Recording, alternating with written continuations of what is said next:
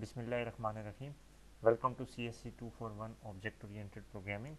और आज हम लेक्चर नंबर 5 देखेंगे। और आज के हमारा लेक्चर जो है वो क्लासेस के बारे में है कि क्लासेस क्या होती हैं, ऑब्जेक्ट्स कैसे बनाए जाते हैं और फंक्शंस क्या होते हैं या मेथड्स क्या होते हैं। आपकी बुक का चैप्टर नंबर 3 है ये, जिसके अंदर आपने ये सारी चीज़ें देखनी है कि आज के लेक्चर के अंदर हम इंट्रोडक्शन देखेंगे। उसके बाद हम देखेंगे क्लासेस को डिक्लेयर कैसे करते हैं, उसमें कोई मेथड कैसे बनाते हैं और क्लास का ऑब्जेक्ट कैसे बनाते हैं। फिर अगर कोई मेथड हमने पैरामीटराइज बनाना है वो कैसे बनाते हैं। फिर इंस्टांस वेरिएबल्स क्या होते हैं, सेट और गेट मेथड्स क्या हैं। और ये हम इस पे कंक्लूड कर देंगे यहाँ पे। उसके बाद जो नेक्स्ट लेक्चर होगा उसमें हम देखेंगे कि प्रिमिटिव टाइप और रेफरेंस टाइप्स क्या होती हैं। इनिशियलाइज ऑब्जेक्ट्स को आप कंस्ट्रक्टर्स के थ्रू कैसे करते हैं। फ्लोटिंग पॉइंट नंबर और डबल टाइप के जो नंबर हैं इनमें डिफरेंस क्या है। और डायलॉग बॉक्सेस को यूज़ करके आप मतलब GUI बेस्ड प्रोग्राम कैसे बनाते हैं। ये हमारा जो नेक्स्ट लेक्चर है वो होगा। और फर्दर आपकी बुक के एंड पे आपको समरी भी दी हुई है, कुछ सेल्फ रिव्यू एक्सरसाइजेज भी हैं, कुछ एक्सरसाइजेज भी हैं और कुछ थोड़े एडवांस किस्म के एक्सरसाइजेज भी हैं। अगर आप एक्सेप्शनली चल रहे हैं तो आप इनको भी परफॉर्म कर सकते हैं। तो हम स्टार्ट करते हैं आज का हमारे लेक्चर के ऑब्जेक्टिव्स देख लेते हैं। इस लेक्चर को देखने के बाद, सुनने के बाद आप इस काबिल होने चाहिए कि आप एक क्लास को डिक्लेयर कर सकें, क्लास को यूज़ करके कोई ऑब्जेक्ट बना सकें, क्लास के जो बिहेवियर्स हैं उनको इम्प्लीमेंट कर सकें।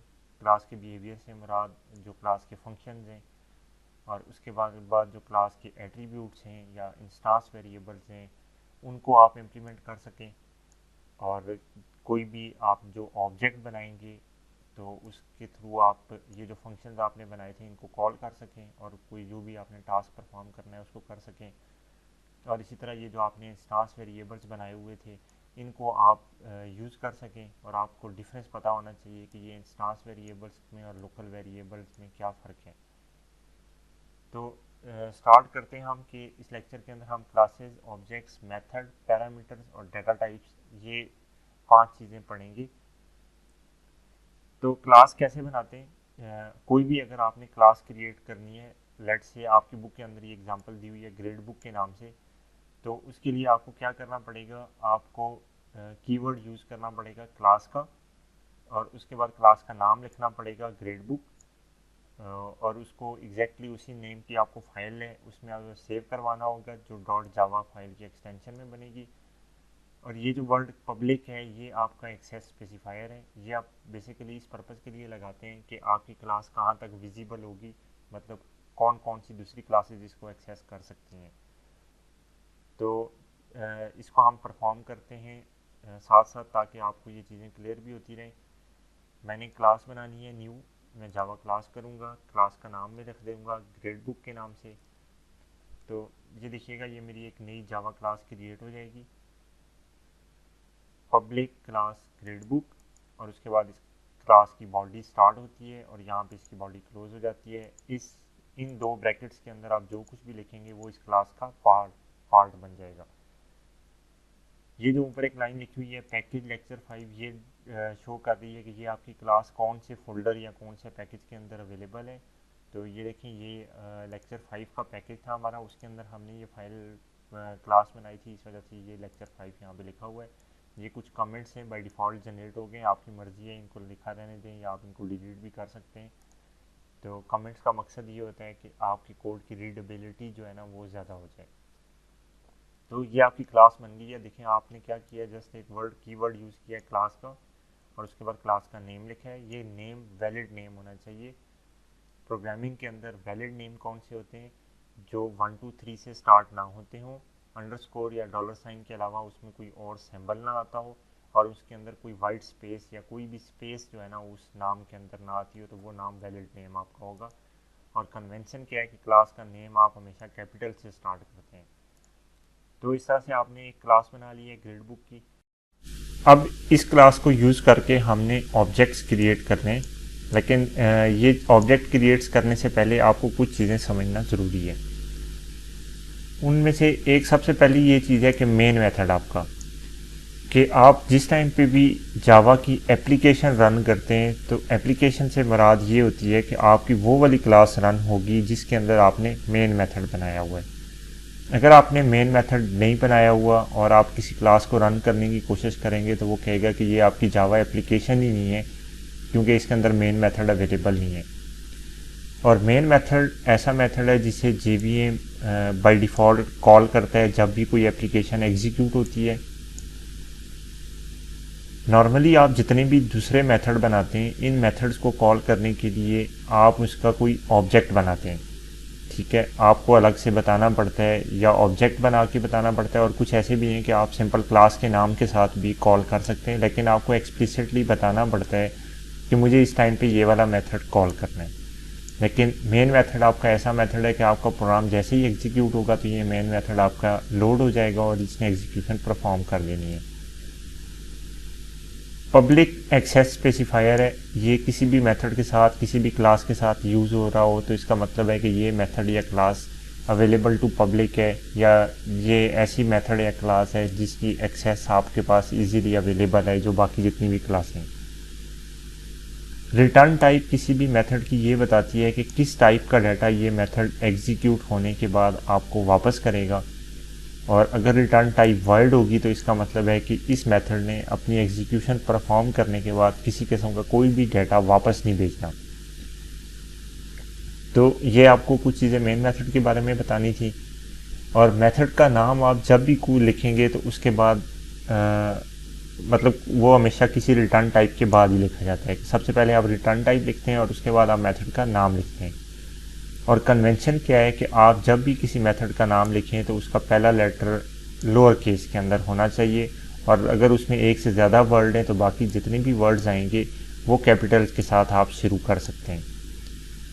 अब कोई भी मेथड आप बनाएंगे तो उसमें आप पैरेंथेसिस यूज़ करते हैं। पैरेंथेसिस एम्प्टी भी हो सकते हैं और इसके अंदर कोई आप चीज़ इनपुट के तौर पे भी दे सकते हैं।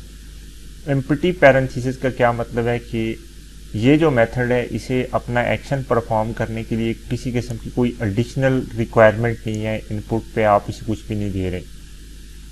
और अगर आपके इस पैरेंथेसिस के अंदर कोई चीज़ लिखी हुई है तो इसका मतलब है कि इस मेथड को अपना एक्शन परफॉर्म करने के लिए ये जो चीज़ आपने डिफ़ाइन किया इस टाइप की कोई चीज़ आप देंगे तो वो परफॉर्म करेगा। और टोटल मिला के ये जो पहली लाइन आपकी बनेगी उसे आप कहते हैं कि ये आपका मेथड हेडर है, और उसके बाद मेथड की बॉडी स्टार्ट होती है जो लेफ़्ट और राइट ब्रेसेस से बनी हुई होती है। और एक मेथड के अंदर एक टास्क परफॉर्म करने के लिए एक या एक से ज़्यादा स्टेटमेंट्स हो सकते हैं। अभी मैं आपके सामने एक मेथड यहाँ पे बनाता हूँ और ये जितनी भी बातें मैंने आपके सामने की हैं ये मैं आपको बताता हूँ कि ये क्या है। ये देखें, ये मेरी एक क्लास बनी हुई है ग्रेड बुक के नाम से। इसके अंदर मैंने कोई मेथड बनाना है तो मुझे उसके लिए क्या सबसे पहले कोई एक्सेस स्पेसिफायर बताना पड़ेगा कि ये मेथड पब्लिक होगा, प्राइवेट होगा, क्या होगा।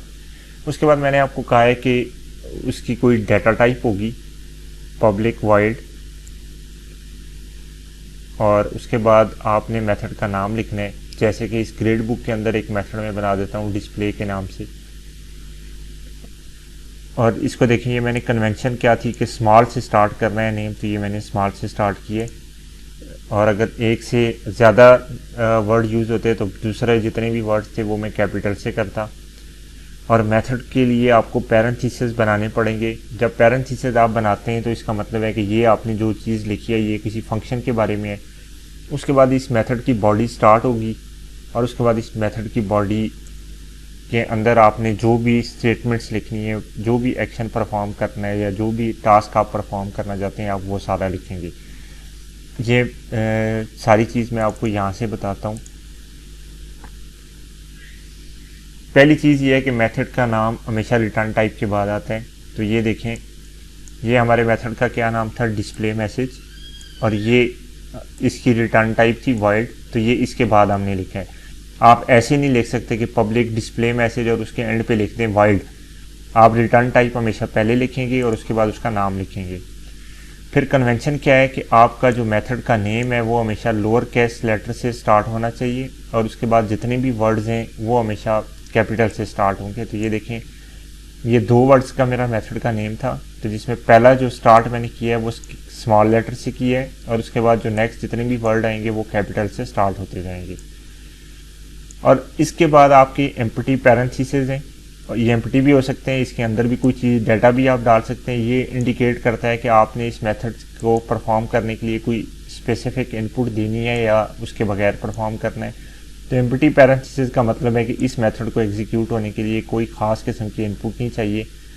फिर उसके बाद ये जो ब्रेसेस हैं लेफ़्ट और राइट, ये मेथड की बॉडी को शो करती हैं कि ये यहाँ से स्टार्ट हो रही है इसकी बॉडी और यहाँ पे क्लोज हो रही है। आपके मेथड के अंदर जो चीज़ भी आप लिखेंगे उसका स्कोप यहाँ से स्टार्ट होगा और यहाँ पे आके ख़त्म हो जाएगा।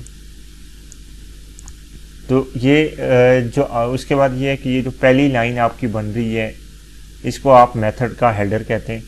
यानी ये जो आपकी पहली पूरी लाइन थी ये वाली यहाँ से लेके यहाँ तक, इसे आप कहते हैं, ये 14 नंबर लाइन जो थी कि ये मेथड का हेडर है। और ये उसके बाद 15 से लेके 16 तक ये जितनी लाइनें ये सारी की सारी क्या हैं, ये मेथड की बॉडी है। और मेथड की बॉडी के अंदर क्या हो सकता है, एक या एक से ज़्यादा स्टेटमेंट्स हो सकती हैं कि जो मेथड का टास्क जो भी था उसको परफॉर्म करने के लिए आप यूज़ करते हैं। जैसे कि डिस्प्ले मैसेज के अंदर मैं क्या लिखता हूँ कि system.out.println, और यहाँ पे मैं एक मैसेज डिस्प्ले कर देता हूँ, welcome to grade book class. ये मैंने एक स्टेटमेंट लिखी है। इसी तरह की आपकी एक से ज़्यादा स्टेटमेंट्स भी हो सकती हैं। तो होपफुली कि ये चीज़ आपको समझ आ गई होगी। अब उसके बाद हम चलते हैं नेक्स्ट स्लाइड पे। तो ये देखें, ये आपकी बुक के अंदर भी सेम ये एग्जांपल दी हुई है कि आपने क्लास बनानी है तो आपको ये लाइन लिखनी पड़ेगी। ये क्लास का हेडर होता है जिसके अंदर आप एक्सेस स्पेसिफायर, कोई कीवर्ड और क्लास का नाम लिखते हैं। फिर अगर आपने कोई मेथड बनाना है तो उसके वो क्लास के अंदर ही बनेगा, ये चीज़ भी याद रखिएगा। अगर आप ये मेथड इस क्लास की बॉडी से बाहर बनाएंगे तो ये आपका एरर है। और ये जो मेथड है उसके लिए आपको क्या चाहिए, उसकी रिटर्न टाइप चाहिए, उसके बाद उसका नाम चाहिए, और उसके पैरेंथेसिस के अंदर आपकी मर्ज़ी है, आपको ये इनपुट देना चाहते हैं तो दें, अगर नहीं देना चाहते तो आप इसे एम्प्टी रहने दें। उसके बाद मेथड की बॉडी स्टार्ट होती है। फिर मेथड की बॉडी में आपने जितनी स्टेटमेंट्स लिखनी है, 1, 2, 10, 50, 100 जितनी भी, वो आप सारी लिख सकते हैं। और उस जहाँ पे मेथड की बॉडी ख़त्म होगी यहाँ पे इस मेथड का स्कोप ख़त्म हो जाएगा। तो इस तरह से आपने क्लास के अंदर ये सारी चीज़ें बना ली हैं।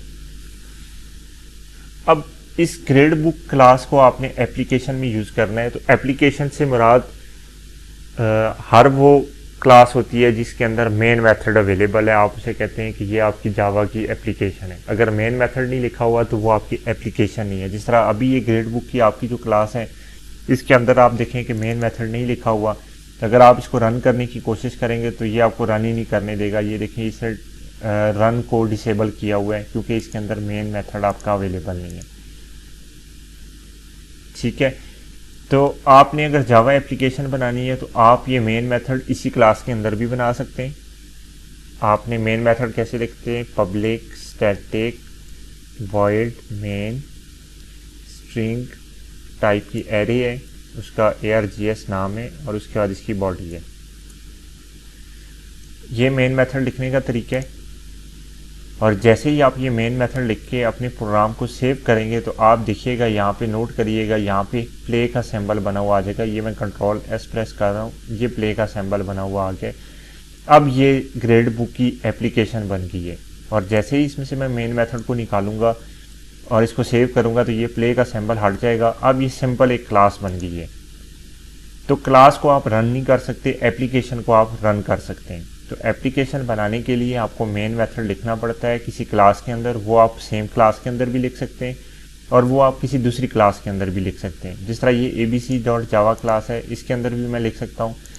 या हम नॉर्मली क्या करते होते हैं कि एक नई क्लास बनाते होते हैं और उसमें लिखते हैं, जैसे कि ये है ग्रेड बुक टेस्ट क्लास, कि हमने ग्रेड बुक एप्लीकेशन बनानी है तो उसकी एक टेस्ट क्लास बनाएंगे और उसके अंदर public static void main string args और इसकी बॉडी बना देंगे।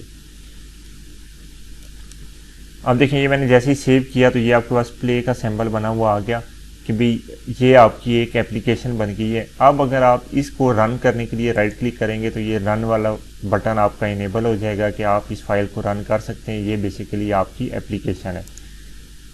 और ये जो आप एक्स्ट्रा क्लास बनाते हैं एक टेस्ट क्लास के नाम से, तो इसके अंदर आप मेन मेथड रखते हैं। इसे सम टाइम ड्राइवर क्लास भी कहते हैं, मतलब किसी जगह पे शायद ये वर्ड भी यूज़ हुआ हो। रनर क्लास भी कहते हैं या ड्राइवर क्लास भी कहते हैं।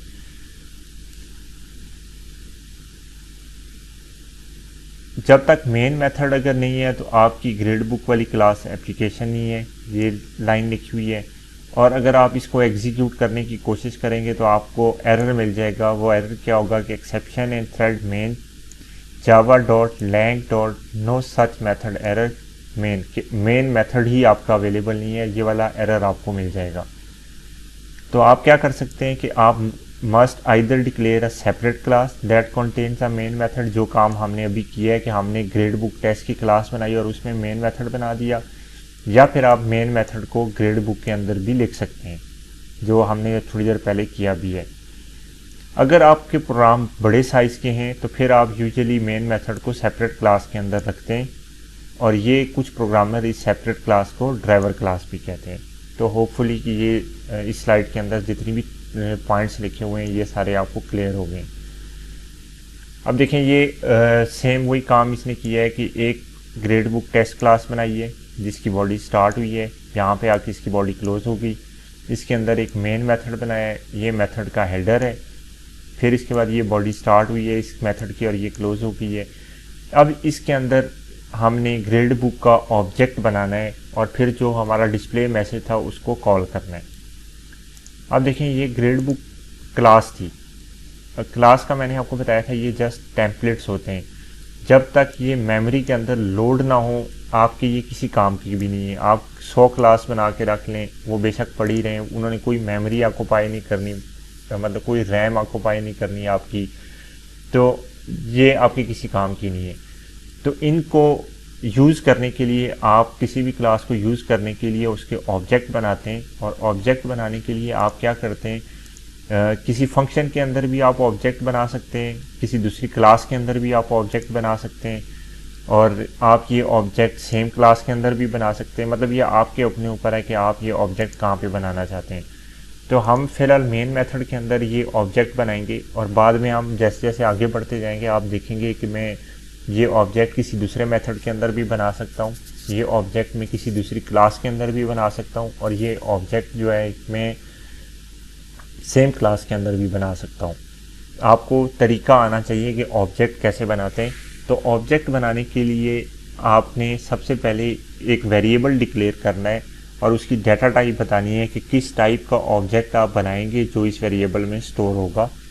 तो हमने ग्रेड बुक का ऑब्जेक्ट बनाना है तो हमारी डाटा टाइप ग्रेड बुक ही होगी। तो मैं ग्रेड बुक डाटा टाइप लिख देता हूँ और उसके बाद इसका कोई नाम लिख देता हूँ, जैसे कि इसका नाम माई ग्रेड बुक में लिखता हूँ इज इक्वल टू, ये मैंने डाटा टाइप बताई, ये मैंने नाम बताया वेरिएबल का। ये देखें, इसके ऊपर मैं अपना कर्सर लेके आऊँगा तो ये मुझे कह रहा है वेरिएबल माई ग्रेड बुक अभी तक यूज़ नहीं हुआ। तो इसको यूज़ करने के लिए क्या है कि मुझे एक ऑब्जेक्ट क्रिएट करना है, और ऑब्जेक्ट क्रिएट करने के लिए न्यू का कीवर्ड यूज़ होता है, और उसके बाद मैं इसे बताऊंगा कि किस टाइप का ऑब्जेक्ट क्रिएट करना है। तो न्यू ग्रेड बुक, और उसके बाद ये पैरेंथेसिस मैं बनाता हूँ और सेमीकोलन डाल देता हूँ। ये जो पैरेंथेसिस मैंने नाम के आगे लिखे, इसको नाम के साथ मिला के अगर पढ़ा जाए तो इसे हम कहते हैं कि ये किसी ऑब्जेक्ट को बनाने का कंस्ट्रक्टर है। कंस्ट्रक्टर क्या होते हैं ये हम आगे चल के पढ़ेंगे, बस अभी आपको ये पता होना चाहिए कि ये पैरेंथेसिस आपने मस्ट डालने होते हैं अगर आपने किसी टेम्पलेट को यूज़ करके या किसी क्लास को यूज़ करके ऑब्जेक्ट बनाना है। तो ये आपका एक ऑब्जेक्ट बन गया ग्रेड बुक टाइप का, और उसको आपने माई ग्रेड बुक के वेरिएबल में स्टोर करवाया, और इस माई ग्रेड बुक वेरिएबल की डाटा टाइप क्या थी, ग्रेड बुक टाइप ही थी। अब इस माई ग्रेड बुक ऑब्जेक्ट के अंदर है क्या है, इसके अंदर वो सारी चीज़ें जो आपने ग्रेड बुक क्लास में डिफ़ाइन की थी। ग्रेड बुक क्लास में आपने यहाँ पे क्या चीज़ डिफ़ाइन की थी, सिर्फ एक फंक्शन डिफ़ाइन किया था डिस्प्ले मैसेज का। तो आपके पास इस माई ग्रेड बुक ऑब्जेक्ट के अंदर भी सिर्फ एक फंक्शन ही होगा माई डिस्प्ले मैसेज का। तो आप इसे माई ग्रेड बुक जैसे ही इसके बाद डॉट लिखेंगे तो आपको आईडीई बता देगा कि भाई इस जो ऑब्जेक्ट आपने बनाया है माई ग्रिड बुक, इसके अंदर क्या क्या चीज़ें अवेलेबल हैं। ये मैंने देखें डॉट लिखा तो इसने मुझे बता दिया एक तो डिस्प्ले मैसेज का फंक्शन अवेलेबल है और ये कुछ मज़ीद फंक्शंस भी अवेलेबल हैं। ये हम बाद में चलेंगे, मैं आपको बताऊंगा कि ये फंक्शंस कहाँ से आए हैं, क्योंकि ये आपने बनाए तो नहीं है लेकिन ये बाय डिफ़ॉल्ट आपके पास आ रहे हैं कि इस ऑब्जेक्ट के ये फंक्शन भी हैं। तो वो आप बाद में देखेंगे कि ये कहाँ से हैं। अभी आपने डिस्प्ले मैसेज वाले फंक्शन को यूज़ करना है। तो इस तरह से ये आपकी एक जावा एप्लीकेशन बन गई है जिसके अंदर आपने एक ऑब्जेक्ट बनाया है और उसके एक फंक्शन को कॉल किया है। अब इसको रन करने के लिए आप राइट क्लिक करेंगे और रन फाइल पे क्लिक कर देंगे। अब आपकी ये फाइल रन होगी और माई डिस्प्ले जो डिस्प्ले मैसेज वाला फंक्शन आपने बनाया था ग्रेड बुक के अंदर, इसके अंदर आपने लिखा था welcome to grade book class, तो ये आपको यहाँ पे नज़र आ जाएगा लिखा हुआ स्क्रीन पे। ये देखें ये आपके पास लिखा हुआ आ गया है welcome to grade book class और बिल्ड सक्सेस लिखा हुआ है कि आपका प्रोग्राम सक्सेसफुली आपकी एप्लीकेशन एग्जीक्यूट हो गई है। ये देखें इसने भी आपको सेम चीज़ करके दी है। ये बुक के अंदर एग्जांपल लिखी हुई है कि जिस टाइम पे आप ये वाली लाइन लिखते हैं तो ये एक ग्रेड बुक का ऑब्जेक्ट बन जाता है और ये आप असाइन कर देते हैं माई ग्रेड बुक वेरिएबल को। ये माई ग्रेड बुक वेरिएबल था, ये उसकी डाटा टाइप थी और ये आपका ऑब्जेक्ट बन गया। और उसके बाद आपने क्या किया कि ये जो ऑब्जेक्ट के थ्रू जो डिस्प्ले मैसेज का फंक्शन था इसको कॉल किया है invoke method display message on the grade book object that was assigned two variable my grade book. और इस पूरे प्रोग्राम की आउटपुट क्या आएगी ये आपके सामने लिखी हुई है welcome to the grade book. अब हम थोड़ी सी बात करते हैं कि मेन मेथड के बारे में या स्टैटिक मेथड जो है उनके बारे में कि ये क्या चीज़ होते हैं और नॉन स्टैटिक मेथड्स क्या होते हैं। अब देखें कि जिस तरह ये ग्रेड बुक के अंदर ये जो हमारा फंक्शन था डिस्प्ले मैसेज का ये नॉन स्टैटिक था। मतलब नॉन स्टैटिक का मतलब है यहाँ पे कहीं स्टैटिक वर्ड नहीं लिखा हुआ। तो अगर ये नॉन स्टैटिक है तो इसका मतलब है इसको यूज़ करने के लिए आपको पहले इसका ऑब्जेक्ट बनाना पड़ेगा क्लास का और उसके बाद आप डॉट लगा के इस फंक्शन को कॉल करते हैं। लेकिन कुछ मेथड्स ऐसे होते हैं कि जिनको आप डायरेक्टली एक्सेस करना चाह रहे हैं तो वो आप फिर स्टैटिक बना देते हैं।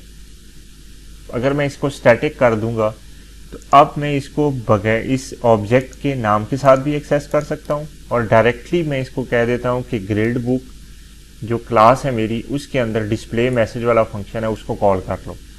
तो अब मैं ऑब्जेक्ट के बगैर भी इसको यूज़ कर सकता हूं और ऑब्जेक्ट बना के भी इसको यूज़ कर सकता हूं। ये स्टैटिक लगाने का फ़र्क होता है कि आप फंक्शन स्टैटिक इस वजह से बनाते हैं। इसको क्लास के फंक्शंस भी कहते हैं। तो ये अभी हम आगे चल के पढ़ेंगे कि स्टैटिक्स जो है ना कहाँ ज़रूरी होते हैं और इसके फ़ायदे क्या हैं, किस वजह से ये जो है ना स्टैटिक फंक्शंस बनाए गए थे। और ये वही बात लिखी हुई है कि टिपिकली आप किसी मेथड को जो किसी दूसरी क्लास का हो जब तक उसका ऑब्जेक्ट ना बनाए तो कॉल नहीं कर सकते, लेकिन जब अगर आप उसे स्टैटिक कर देते हैं तो फिर आप उसे ऑब्जेक्ट बनाए बगैर भी कॉल कर सकते हैं। अच्छा सेम इसी तरह आप स्टैटिक वेरिएबल्स भी बना सकते हैं। उनका भी सेम पर्पज़ होता है। अब यहाँ पे अगर आप कोई वेरिएबल बनाते इस क्लास के अंदर ग्रेड बुक के अंदर तो उसको भी एक्सेस करने के लिए आपको उसका ऑब्जेक्ट बनाना पड़ता। और अगर आप चाहते हैं कि इस वेरिएबल को मैं बगैर ऑब्जेक्ट बनाए एक्सेस करूं तो वो आप स्टैटिक कर देते और बगैर बनाए ऑब्जेक्ट बनाए भी एक्सेस कर सकते थे। अच्छा फिर क्लास टाइप के वेरिएबल्स कैसे आप डिक्लेयर करते हैं। आप जो भी क्लास बनाते हैं आप उसके नाम को यूज़ करके वेरिएबल्स डिक्लेयर कर सकते हैं, क्योंकि आपने इससे पहले तो हमेशा पढ़ा है कि इंटीजर टाइप का कोई वेरिएबल है, डबल टाइप का है या फ्लोट टाइप का है, इस तरह से आपने वेरिएबल्स के नाम पढ़े। तो ग्रेड बुक टाइप का वेरिएबल भी आप बना सकते हैं क्योंकि आपने ग्रेड बुक की क्लास बना ली है। जो भी आप क्लास का नाम रखेंगे आप उस टाइप का वेरिएबल बना सकते हैं और इस तरह के वेरिएबल्स को आप कहते हैं कि ये रेफरेंस टाइप के वेरिएबल हैं। Each new class you create become a new type that can be use to declare variables and create objects. के आप जो भी क्लास बनाते हैं उसके नाम को यूज़ करके आप वेरिएबल्स को डिक्लेयर कर सकते हैं, और उनके अंदर आप ऑब्जेक्ट्स का डाटा स्टोर कर सकते हैं। और आप नई क्लास टाइप जब भी आपको ज़रूरत हो उसके लिए बना सकते हैं। और यही एक रीज़न है जिसकी वजह से जावा को आप एक्सटेंसिबल लैंग्वेज कहते हैं। एक्सटेंसिबल मतलब कि ये आगे बढ़ती जा रही है या फैलने वाली लैंग्वेज है, कि आपको जो भी काम करना है जिस टाइप का भी, उसके लिए आप अपनी एक क्लास बना लें या अपना एक डाटा टाइप बना लें। क्लास का इंस्टांस या ऑब्जेक्ट बनाने का तरीका क्या है कि आप कीवर्ड न्यू यूज़ करेंगे और उसके बाद आप उसके कीवर्ड न्यू के बाद आप उसका नाम बताएंगे कि ये किस टाइप की क्लास जो है ना आप यूज़ करके ये वेरिएबल ऑब्जेक्ट बनाना चाह रहे हैं। Keyword new creates a new object of the class specified to the right of the keyword. के कीवर्ड न्यू जो था इसके बाद आपने जो भी क्लास स्पेसिफाई किया ये उस टाइप का ऑब्जेक्ट बना देगा। और ये use to initialize a variable of a class type, किसी क्लास टाइप के वेरिएबल को इनिशियलाइज करने के लिए यूज होता है। The parenthesis to the right of the class name are required. Parenthesis आपको मस्ट लगाने पड़ते हैं, अगर आप नहीं लगाएंगे तो आपका ऑब्जेक्ट क्रिएट नहीं होगा, आपको एरर मिलेगा। जैसे कि ये वाले मैंने 2 पैरेंथेसिस यहाँ पे लगाए थे, इनके बगैर अगर मैं न्यू ग्रेड बुक लिख दूंगा तो ये देखें ये मुझे एरर दे रहा है कि ये काम आपने गलत किया है, तो मुझे पैरेंथेसिस मस्ट लगाने। Parenthesis in combination with the class name represent a call to a constructor. ये जो चीज़ अभी मैंने आपको बताई थी कि पैरेंथेसिस और क्लास नेम मिल के आप एक्चुअली कंस्ट्रक्टर को कॉल कर रहे होते हैं, which is like a method. ये कंस्ट्रक्टर होता क्या है, ये एक फंक्शन की तरह है, but is use only at time an object is created to initialize the object data. लेकिन इसको यूज़ सिर्फ उसी टाइम पे करते हैं जब आपने कोई ऑब्जेक्ट बनाना हो। अगर ऑब्जेक्ट ना बनाना हो तो फिर आप उसको यूज़ नहीं करते, ऑब्जेक्ट बनाना है तो आप उसको यूज़ करते हैं। और अगर आपने किसी फंक्शन को कॉल करना है तो आप क्या करते हैं, डॉट ऑपरेटर को यूज़ करते हैं। जब आप डॉट ऑपरेटर यूज़ करते हैं तो आप एक्सेस कर लेते हैं क्लास के अंदर किसी भी फंक्शन को जो क्लास में मौजूद था।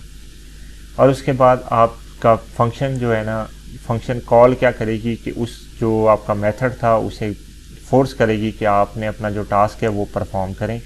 हमारे केस में हमने क्या किया था, माई ग्रेड बुक के जो हमारा ऑब्जेक्ट बना था इसके अंदर एक ही फंक्शन था हमारा डिस्प्ले मैसेज का, तो हमने डॉट लिखा और उसके बाद डिस्प्ले मैसेज वाले फंक्शन को कॉल कर लिया। और आपने देखा था कि डिस्प्ले मैसेज वाला फंक्शन जब कॉल हुआ तो फिर क्या होगा कि इसके अंदर जो स्टेटमेंट्स लिखी हुई थी वो एग्जीक्यूट होंगी।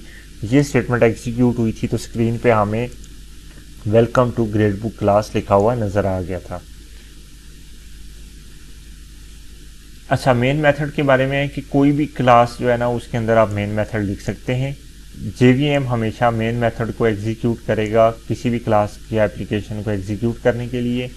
अगर आपकी मल्टीपल क्लासेस के अंदर मेन मेथड अवेलेबल हैं तो फिर आप क्या करेंगे कि आपको स्पेसिफिकली बताना पड़ेगा कि कौन से मेन मेथड को आपने एग्जीक्यूट करना है। तो उसका तरीका ये होता है कि आपने जिस फाइल को एग्जीक्यूट करना है जिसमें मेन मेथड है आप उस पर राइट क्लिक करके रन फाइल करेंगे, तो फिर सिर्फ पर्टिकुलरली वही वाली फाइल जो है ना आपकी रन होगी। ये कमांड लाइन के ऊपर है। कमांड लाइन के ऊपर अगर आपने एक से ज़्यादा फाइल्स को कंपाइल करना है तो आप जावा सी लिखें और फाइल्स के नाम लिखते जाएं। जितनी भी फाइल्स तक के नाम आप लिखेंगे ये सारी कंपाइल कर देगा, या फिर आप स्टैटिक डॉट जावा लिखते हैं तो वो इन सबको कंपाइल कर देगा। लेकिन अगर आपने रन करना है तो फिर आपको सिंपल जावा लिखना पड़ेगा एग्जीक्यूट करने के लिए। अब ये जितनी भी हम क्लासेस बनाते हैं तो क्लास की आपको मैंने ये चीज़ पहले भी बताई थी कि क्लास के अंदर 2 ही चीज़ें होती हैं, उसकी प्रॉपर्टीज़ होती हैं और उसके बिहेवियर्स होते हैं। प्रॉपर्टीज़ को आप वेरिएबल या इंस्टांस वेरिएबल्स की फॉर्म में लिख रहे होते हैं, जबकि जो बिहेवियर्स हैं उनको आप फंक्शंस की फॉर्म में डिक्लेयर कर रहे होते हैं। तो ये सारा काम करने के लिए आपको एक UML क्लास डायग्राम भी बनानी पड़ती है। अक्सर जगहों पे बनी होती है, आपने इसको ट्रांसलेट करना होता है कोड में। तो ये बेसिकली पिक्टोरियल रिप्रेजेंटेशन है आपका की जो क्लास है उसके बारे में। और इसमें होता क्या है, इसमें 3 कंपार्टमेंट होते हैं कि एक रेक्टेंगल है उसके अंदर 3 खाने आप बनाते हैं सेपरेटली, जिसमें पहला खाना क्लास का नाम रिप्रेजेंट करता है, दूसरे खाने में आपने जितने वेरिएबल्स या प्रॉपर्टीज़ बनानी है क्लास की वो आप डालते हैं। तीसरे खाने में जितने फंक्शन या मेथड्स आपके हैं वो डालते हैं आप। अब जिस तरह हमारी ग्रेड बुक क्लास थी तो इसके अंदर हमने कोई प्रॉपर्टी या वेरिएबल डिफाइन नहीं किया था, तो ये देखें ये वाला खाना जो है ना ये खाली है और एक फंक्शन हमने डिस्प्ले मैसेज का बनाया था। ये जो प्लस है ये रिप्रेजेंट कर रहा है कि ये पब्लिक फंक्शन है, अगर माइनस होता तो ये प्राइवेट को रिप्रेजेंट करता, और इसी तरह प्रोटेक्टेड और डिफ़ॉल्ट के लिए भी डिफरेंट सिंबल्स यूज होते हैं।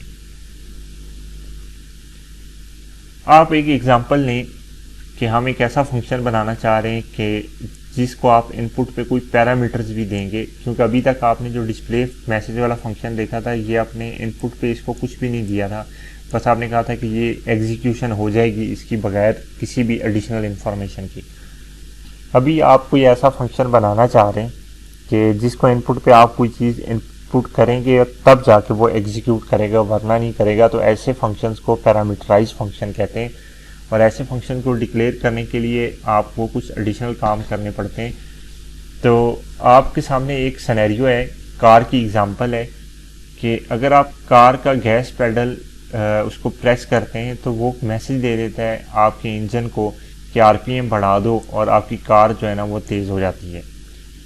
जितना ज़्यादा आप पेडल को प्रेस करते जाते हैं कार उतनी ज़्यादा स्पीड अप होती जाती है, और मैसेज जो आप भेज रहे हैं कि इसको स्पीड अप करने के लिए उसमें आप साथ साथ ये भी बता रहे हैं इनपुट पे कि भाई कितना पेडल प्रेस हुआ है। जितना ज़्यादा पेडल प्रेस हुआ है उतनी ज़्यादा उसने स्पीड अप करवानी है। तो इसका मतलब है कि ये जो फंक्शन है जो स्पीड अप करवा रहा है इसकी इनपुट क्या होगी कि इसकी इनपुट होगी कि आपने इसको ये बताना है कि पेडल कितना प्रेस हुआ है। तो ये इसके लिए एक एडिशनल इन्फॉर्मेशन है। तो इस टाइप के अगर कोई मेथड आपने बनाने हैं तो उसको आप पैरामीटराइज मेथड कहते हैं, या मेथड विद अ पैरामीटर आप उसे कहते हैं। और अगर एक से ज़्यादा इनपुट आपने देनी है तो फिर आप क्या करते हैं कि कॉमा डाल के आप जितनी भी इनपुट्स देनी है उनकी पूरी एक लिस्ट जो है ना इनपुट कर सकते हैं पैरेंथेसिस के अंदर।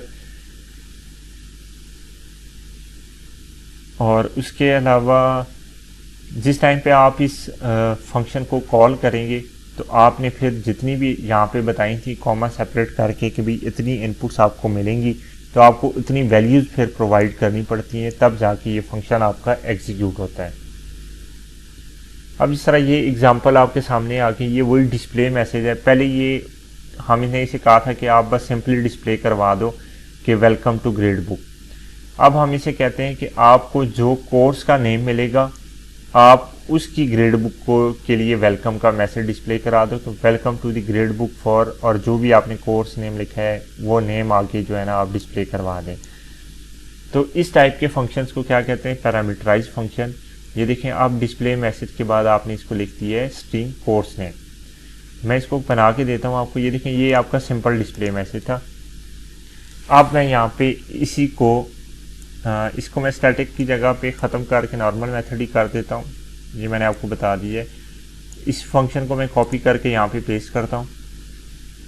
तो ये अब मुझे एरर दे रहा है कि इस नाम का फंक्शन पहले से मौजूद है। ठीक है, अब मैं इसे कहता हूँ कि नहीं, अब मैं जो फंक्शन यूज़ करूँगा उसको मैं कोई कोर्स नेम इनपुट करूँगा स्ट्रिंग टाइप का।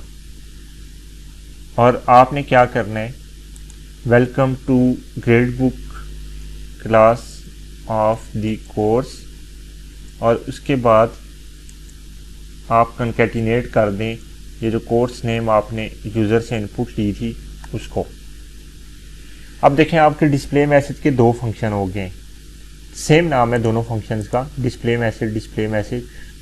लेकिन अगर आप डिस्प्ले मैसेज को कुछ भी ना दें और यूज़ कर कॉल करेंगे तो वो फिर ये वाला फंक्शन एग्जीक्यूट होगा और आपको स्क्रीन पे ये चीज़ प्रिंट होकर नज़र आएगी। अगर आप डिस्प्ले मैसेज को कोई स्ट्रिंग इनपुट पे दे देंगे तो फिर आपका ये वाला फंक्शन एग्जीक्यूट होगा और स्क्रीन पे आपको ये वाला मैसेज लिखा हुआ नज़र आ जाएगा, फिर ये वाला एग्जीक्यूट नहीं होगा। तो इस तरीके से आप जो फंक्शंस बनाते हैं इस चीज़ को आप फंक्शन की ओवरलोडिंग भी कहते हैं। ओवरलोडिंग से मुराद ये है कि सेम नाम का फंक्शन आपका डिफरेंट पर्पज़ के लिए यूज़ हो रहा है। अभी ये जो हमारी टेस्ट क्लास थी इसके अंदर ये डिस्प्ले मैसेज वाला फंक्शन हमने कॉल किया था, तो आपने देखा था कि आउटपुट पे आपको welcome to grade book class आ गया था। अब उसके बाद आप की मर्ज़ी है कि आप यूज़र से इनपुट ले लें या पहले खुद से लिख लें। अब आप कहते हैं कि माई ग्रेड बुक का जो ऑब्जेक्ट है इसमें आप डिस्प्ले मैसेज दूसरे वाला कॉल करते हैं, तो अब आपको यहाँ पे कोई कोर्स नेम बताना पड़ेगा। तो मैं इसे कहता हूँ CSC241 ऑब्जेक्ट ओरिएंटेड प्रोग्रामिंग।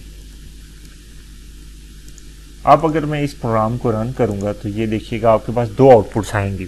पहले वाला डिस्प्ले मैसेज जिस टाइम पे एग्जीक्यूट होगा तो आपके पास ये लाइन प्रिंट होगी, दूसरे वाला डिस्प्ले मैसेज जब एग्जीक्यूट होगा तो ये वाली लाइन प्रिंट होगी।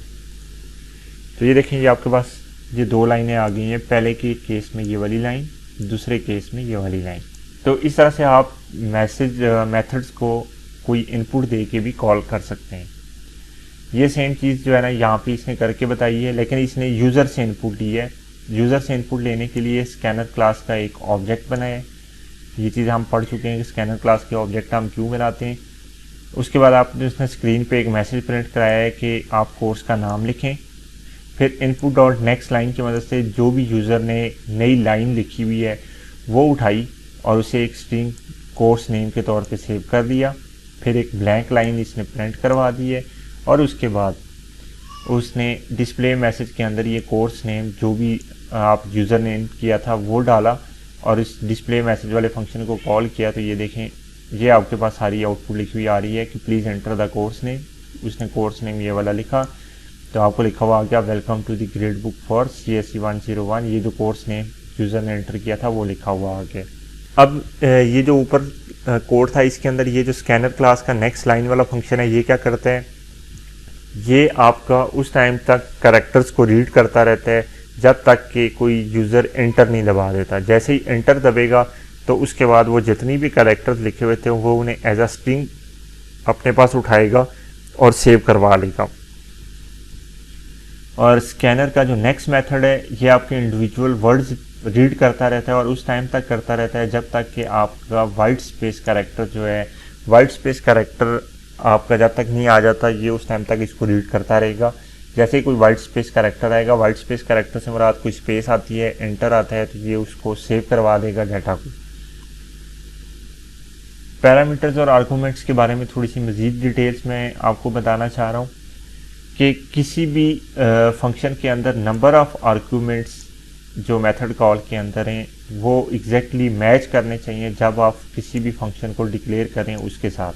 मतलब कॉल करते हुए आपको एग्जैक्टली उसको उतनी ही वैल्यूज़ देनी है जितनी आपने इसको डिक्लेयर करते हुए बताया था कि तुम्हें इतनी वैल्यूज़ इनपुट पे मिलेंगी तो तुमने यूज़ कॉल होना है, वरना नहीं होना। तो आपको एग्जैक्टली उतनी वैल्यू देनी पड़ेगी और उसी डाटा टाइप्स की देनी पड़ेगी। और ये चीज़ वही है कि ये आपने उसकी डाटा टाइप भी एग्जैक्टली वही रखनी है, उसी तरतीब के साथ रखनी है, तब आपका फंक्शन एग्जीक्यूट होगा। तो UML के अंदर पैरामीटराइज टाइप के फंक्शन को रिप्रेजेंट करने का तरीका क्या है, ये देखें, ये वही वाली सारी ग्रेड बुक वाली क्लास है जिसकी कोई प्रॉपर्टी नहीं है और ये अब वही पब्लिक है, डिस्प्ले मैसेज का इसका नाम है और इसके अंदर आपने इसको बता दिया है कि स्ट्रिंग टाइप का तुम्हें कोई वेरिएबल मिलेगा इनपुट पे, तब आपने एग्जीक्यूट होना है। ये तरीका है UML के अंदर इसको रिप्रेजेंट करने का। अब इंपोर्ट डिक्लेरेशन के बारे में थोड़ी सी मैं आपको बता दूं, क्योंकि आपने जब स्कैनर क्लास को यूज़ किया तो आपने java.util.scanner का एक देखी थी कि लाइन हमने इंपोर्ट की, तब आपने इसको यूज़ किया था। तो इंपोर्ट सिस्टम और स्ट्रिंग आपने ये दो क्लासेस यूज़ किए हैं, लेकिन इसके लिए आपने कोई चीज़ इंपोर्ट नहीं की क्योंकि ये दोनों क्लासें java.lang का हिस्सा हैं। ये वाला जो पैकेज है java.lang ये आपके हर प्रोग्राम का हिस्सा होता है, मतलब इसमें जावा की बेसिक्स हैं और इसके अंदर जितनी भी क्लासें हैं वो आप डायरेक्टली यूज़ कर सकते हैं। उसके लिए आपको कोई इंपोर्ट स्टेटमेंट लिखने की ज़रूरत नहीं पड़ती, यानी ये इम्प्लिसिटली इंपोर्टेड होती हैं हर जावा प्रोग्राम के अंदर और इनकी क्लासेस को आप एक्सप्लिसिटली इंपोर्ट करने की आपको ज़रूरत नहीं पड़ती और इसकी सारी क्लासें मोस्टली जो है ना इम्प्लिसिटली इंपोर्टेड होती हैं। अब उसके बाद एक और चीज़ ये है, अब देखें ये तीन क्लासें हमारी एक ही पैकेज के अंदर हैं, लेक्चर 5 के अंदर हैं। तो इस टाइप की ग्रुपिंग जो होती है इसको आप कहते हैं डिफ़ॉल्ट क्लासेस। तो ये भी सारी एक दूसरे के लिए विजिबल होती हैं कि मतलब ग्रेड बुक टेस्ट के अंदर जब मैंने ग्रेड बुक का ऑब्जेक्ट बनाया तो उसे पता था अच्छा कि ये ग्रेड बुक की जो क्लास है ये मेरे ही फोल्डर में पड़ी हुई है। Classes that are compiled in same directory on disk are the same package known as default package. Classes in the same package are implicitly imported into source code file of the other classes. कि same package के अंदर जितनी भी classes हैं आप उनको import किए बगैर भी यूज़ कर सकते हैं। और अगर आप की अदर पैकेजेस के अंदर क्लासेस पड़ी हुई हैं तो उनको या तो आप इंपोर्ट करते हैं या फिर उसका फुली क्वालिफाइड नेम आप मतलब शुरू से बताते हैं कि किस फोल्डर में किस जगह पे ये चीज़ पड़ी हुई है, मतलब आप पूरा के पूरा उसको पाथ देते हैं। अगर आप फुली क्वालिफाइड नेम यूज़ करते हैं तो आपको इंपोर्ट की ज़रूरत नहीं पड़ती। तो अगर आप ये बार बार लिखने से बचना चाहते हैं तो आप एक दफ़ा इंपोर्ट कर लें, फिर उसके बाद ये फुली क्वालिफाइड नेम की भी ज़रूरत नहीं पड़ती। अच्छा, फिर हमारा टॉपिक है कि ये लोकल वेरिएबल्स क्या होते हैं। लोकल वेरिएबल्स वो होते हैं जो किसी मेथड का हिस्सा होते हैं। इनका स्कोप जहाँ पे ये डिक्लेयर हुए वहाँ से शुरू होता है और जहाँ पे मेथड ख़त्म हुआ वहाँ पे ख़त्म हो जाता है। जैसे कि हमारे केस में देखें, ये एक लोकल वेरिएबल स्ट्रिंग टाइप का मैंने डिक्लेयर किया था। तो ये यहाँ पे जब डिक्लेयर हुआ तो ये यहाँ से इसका स्कोप शुरू हुआ, ये यहाँ पे विजिबल था, यहाँ पे आके ये ख़त्म हो गया। अगर यहाँ पे मैं दोबारा लिख दूँ किसी चीज़ में कि आप इसको कोर्स नेम को प्रिंट करवाएं, तो ये कोर्स नेम ये उसे पता ही नहीं है कि ये क्या चीज़ है, क्योंकि ये बस ये यहाँ से शुरू हुआ इसका स्कोप और यहाँ पे आके इसने डिस्प्ले करवाया, यहाँ पे ख़त्म हो गया। तो ऐसे वेरिएबल्स को लोकल वेरिएबल कहते हैं। लेकिन वो वेरिएबल्स जो हर एक ऑब्जेक्ट का हिस्सा होते हैं या क्लास का हिस्सा होते हैं उसे आप क्लास वेरिएबल कहते हैं और उन्हें आप क्लास के अंदर डिक्लेयर करते हैं हमेशा, उन्हें किसी मेथड के अंदर डिक्लेयर नहीं करते। जैसे कि अगर ग्रेड बुक है तो यहाँ पे मैं एक स्ट्रिंग नेम लिख देता हूँ, तो ये मेरा इंस्टांस वेरिएबल है, ये मेरा लोकल वेरिएबल नहीं है। अगर अब इस नेम को मैं इस मेथड में एक्सेस करूँगा, ये यहाँ पे भी एक्सेस हो जाएगा, यहाँ पे भी एक्सेस हो जाएगा, यहाँ तक एक्सेस हो जाएगा, लेकिन जब क्लास ख़त्म होगी उसके बाद ये एक्सेस नहीं होगा। अब हम बात करते हैं इंस्टांस वेरिएबल्स की कि एक क्लास के अंदर नॉर्मली एक से ज़्यादा मेथड्स होते हैं जो उस क्लास के एट्रीब्यूट्स या प्रॉपर्टीज़ को मैनिपुलेट कर रहे होते हैं।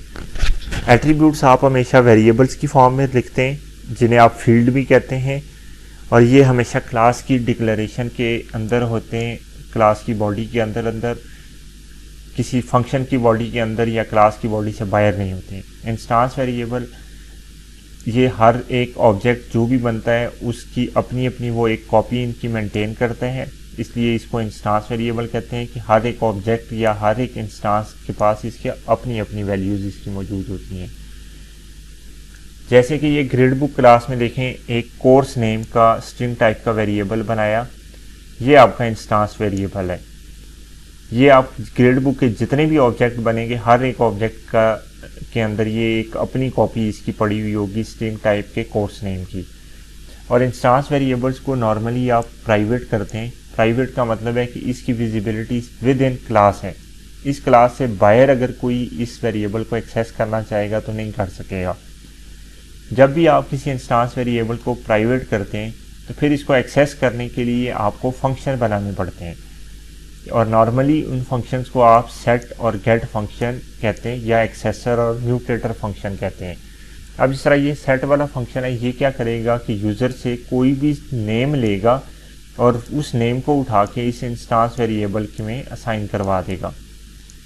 और गेट वाला फंक्शन क्या करेगा कि ये जो इंस्टांस वेरिएबल में जो भी डाटा आपका पड़ा हुआ था ये यूज़र को रिटर्न करवा देगा। और ये सेट और गेट फंक्शन जो है ना हमेशा पब्लिक रखे जाते हैं। अब ये डिस्प्ले मैसेज वाला फंक्शन क्या करेगा कि ये आपको पूरी एक लाइन डिस्प्ले करवाएगा और उसके बाद ये इस फंक्शन को कॉल करेगा कि भाई आप मुझे बताओ कि गेट कोर्स नेम क्या है। तो ये फंक्शन क्या करेगा, ये इस वेरिएबल को पूछेगा कि तुम्हारे अंदर क्या डाटा पड़ा हुआ है, वो जो भी डाटा ये रिटर्न करेगा इसके पास आ जाएगा, और ये रिटर्न करेगा तो ये यहाँ पे आ जाएगा और यहाँ से स्क्रीन पे प्रिंट हो जाएगा। अब इसकी थोड़ी डिटेल पढ़ लेते हैं कि जितने भी आपके इंस्टांस होते हैं या ऑब्जेक्ट होते हैं क्लास के, वो इंस्टांस वेरिएबल की उनकी अपनी अपनी कॉपी होती है। इंस्टांस वेरिएबल्स को आप टिपिकली प्राइवेट रखते हैं, प्राइवेट एक्सेस मॉडिफायर है। प्राइवेट वेरिएबल्स का मतलब क्या है कि ये विद इन क्लास एक्सेसिबल हैं, उससे बाहर ये एक्सेसिबल नहीं है। और ये जो आप वेरिएबल्स को प्राइवेट करते हैं इसको आप डाटा हाइडिंग या इंफॉर्मेशन हाइडिंग कहते हैं। और प्राइवेट वेरिएबल्स को आप इनकैप्सुलेट करते हैं या हिडन करते हैं ऑब्जेक्ट्स के अंदर, और इनको एक्सेस करने के लिए जो मेथड्स आप बनाते हैं उन्हें यूजुअली सेट और गेट मेथड्स कहते हैं या सेटर और गेटर कहते हैं।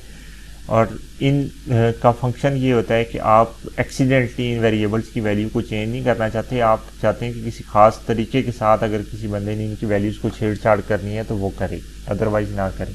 आपके सामने आ जाता है कि जब कोई मेथड अपना टास्क परफॉर्म करता है तो वो रिटर्न करेगा कोई ना कोई वैल्यू, अगर उसकी आपने रिटर्न टाइप वॉइड के अलावा कुछ रखी है तो। अगर आपने वॉइड रखी है तो फिर वो कुछ भी रिटर्न नहीं करेगा। ये जो मेथड आपने सेट कोर्स नेम और गेट कोर्स नेम के अभी बनाए थे, तो ये जो कोर्स नेम का वेरिएबल था, सेट कोर्स नेम उसके अंदर डाटा एंटर करेगा, गेट कोर्स नेम इसके अंदर जो डाटा है इसको रिटर्न करवाएगा। तो आपने देखा कि सेट कोर्स नेम की डाटा टाइप या रिटर्न टाइप हमने वॉइड रखी है, और गेट कोर्स नेम की रिटर्न टाइप हमने स्ट्रिंग रखी थी। ये देखें, सेट कोर्स नेम की रिटर्न टाइप वॉइड है क्योंकि इसने इनपुट पे डाटा लेना है और इस कोर्स को असाइन कर देना है, इसके अलावा इसका कोई फंक्शन नहीं है। जबकि गेट कोर्स नेम पे आपने रिटर्न टाइप स्ट्रिंग रखी है कि आप ये चाह रहे हैं कि ये जो कोर्स नेम का डाटा है ये स्ट्रिंग टाइप का है, तो ये बस स्ट्रिंग टाइप के डाटा को ही रिटर्न करवाए। अब इस चीज़ से कोई मैटर नहीं करता कि आपने किस ऑर्डर में मेथड्स को क्लास में डिक्लेयर किया है तो ये उसी ऑर्डर में एग्जीक्यूट होंगे, ऐसा बिल्कुल नहीं होता। आप ये गेट कोर्स नेम पहले बनाएं, सेट कोर्स नेम बाद में बनाएं, सेट कोर्स नेम पहले बनाएं या गेट कोर्स नेम बाद में बनाएं, इससे कोई फ़र्क नहीं पड़ता। आप जब गेट कोर्स नेम को कॉल करेंगे तो ये कॉल होगा, सेट को करेंगे तो ये वाला कॉल होगा, चाहे ये पहले है या ये बाद, इससे एग्जीक्यूशन पे कोई फ़र्क भी नहीं पड़ता। और एक क्लास का मेथड सेम क्लास के किसी भी दूसरे मेथड को उसके नेम के साथ डायरेक्टली कॉल कर सकता है। जिस तरह से यहाँ पे देखें, ये गेट कोर्स नेम का जो फंक्शन था ये आपने यहाँ पे कॉल कर लिया इस फंक्शन के अंदर, डिस्प्ले मैसेज वाले फंक्शन के अंदर। ये चीज़ वो कहना चाह रहा है कि गेट कोर्स नेम का जो फंक्शन है या किसी भी फंक्शन को आप दूसरे फंक्शन में डायरेक्टली कॉल कर सकते हैं अगर वो दोनों एक क्लास में मौजूद हैं। अगर वो एक से किसी दूसरी क्लास के अंदर कोई फंक्शन है तो फिर आपको ऑब्जेक्ट बना के तो कॉल करना पड़ेगा, अगर सेम क्लास में तो आप डायरेक्टली उसका नाम लिख के इसको कॉल कर सकते हैं। अब एक और फ़र्क लोकल वेरिएबल्स और इंस्टांस वेरिएबल्स में क्या है कि आपके लोकल वेरिएबल्स आप जब भी डिक्लेयर करेंगे आपको उन्हें इनिशियलाइज़ करवाना पड़ेगा, लेकिन इंस्टांस वेरिएबल्स आप जब भी डिक्लेयर करते हैं तो वो बाय डिफ़ॉल्ट वैल्यू उनको कोई ना कोई मिल जाती है। और डिफ़ॉल्ट वैल्यू आपके जितने भी प्रिमिटिव डाटा टाइप्स हैं इनके केस में मैक्सिमम 0 ही है, जबकि जो आपकी रेफरेंस डाटा टाइप है इसमें जो कॉमनली यूज स्ट्रिंग टाइप की डाटा टाइप है इसमें डिफ़ॉल्ट वैल्यू आपकी नल होती है। इसी तरह और भी जितनी भी आपकी रेफरेंस डाटा टाइप्स हैं उनमें डिफ़ॉल्ट वैल्यू मैक्सिमम में नल ही होती है। अब ये आपके पास वही ग्रेड बुक टेस्ट की एप्लीकेशन है जिसके अंदर आपने एक इनपुट का ऑब्जेक्ट बनाया हुआ है स्कैनर टाइप का, एक माई ग्रेड बुक का बनाया है आपने। अब my grade book dot get course name किया तो जो डिफ़ॉल्ट वैल्यू कोर्स नेम के अंदर स्टोर थी वो वाली आपने प्रिंट करवा ली। फिर आपने यूज़र से कोई इनपुट पूछी, उस यूज़र ने कोई इनपुट एंटर की, आपने उसको सेट मेथड के थ्रू सेव करवा दिया माई ग्रेड बुक में, और उसके बाद आपने एक डिस्प्ले मैसेज के थ्रू उसको स्क्रीन पे प्रिंट करवा दिया। तो देखें कि इनिशियली आपको नल वैल्यू मिली है क्योंकि डिफ़ॉल्ट वैल्यू जो इंस्टांस वेरिएबल में सेव थी वो नल थी। उसके बाद यूज़र ने से आपने पूछा कि कोर्स का नेम एंटर करें, यूज़र ने कोर्स का नेम एंटर किया, आपने वो वेलकम मैसेज लिखा और उसके बाद जो यूज़र ने कोर्स का नेम एंटर किया था वो आपने प्रिंट करवा दिया। ये सेट और गेट मेथड जो हैं इनके प्राइवेट फील्ड्स को ये हमेशा जो है ना पब्लिक होते हैं और इनको यूज़ किया जाता है किसी एक प्राइवेट फील्ड को मॉडिफाई करने के लिए।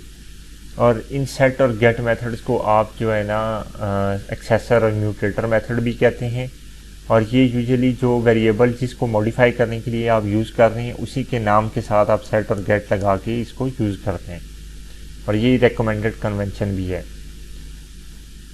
अब जिस टाइम पे आपने इंस्टांस वेरिएबल भी डिक्लेयर कर दिए, फंक्शन भी बना दिए मज़ीद, तो अब आपकी UML कैसी हो जाएगी। देखें, ग्रेड बुक क्लास का नाम आ गया, ये आपका इंस्टांस वेरिएबल था कोर्स नेम, ये माइनस का मतलब है प्राइवेट कोर्स नेम, और ये स्ट्रिंग इसकी डाटा टाइप है। अब आपने पब्लिक, प्लस का मतलब है पब्लिक, ये मेथड का नाम है सेट कोर्स नेम, और इसने आपने बताया है कि इसको स्ट्रिंग टाइप का कोई एक इनपुट पे नेम आपने देना है, ये पब्लिक है गेट कोर्स नेम, और इसकी आपने बताया ये स्ट्रिंग टाइप की आउटपुट आपको देगा। ये भी पब्लिक है। डिस्प्ले मैसेज, इसको आपने कोई भी इनपुट नहीं दी और ये आपने सिंपल डिस्प्ले करवा ली है। थैंक यू जी, आज का हमारा लेक्चर यही था। तो नेक्स्ट लेक्चर के अंदर फिर हम मज़ीद रेफरेंस और प्रिमिटिव डाटा टाइप्स और फ्लोट और डबल का कॉन्सेप्ट और कुछ GUI प्रोग्रामिंग के बारे में चीज़ें करेंगे। आई होप कि ये सारी चीज़ें आपको क्लियर हो गई होंगी। Thank you.